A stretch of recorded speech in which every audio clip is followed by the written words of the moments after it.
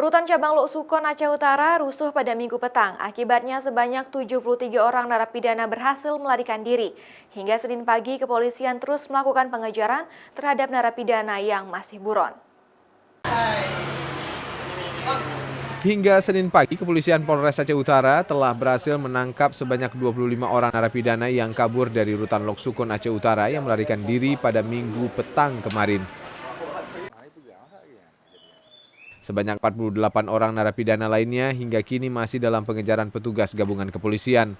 Pasca kerusuhan kemarin, kini kondisi rutan mulai kondusif, namun pengaman diperketat untuk mengantisipasi terjadinya hal yang tidak diinginkan.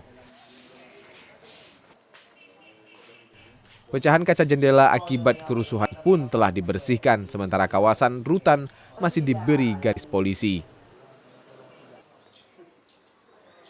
Zikri Maulana, Kompas TV, Aceh Utara.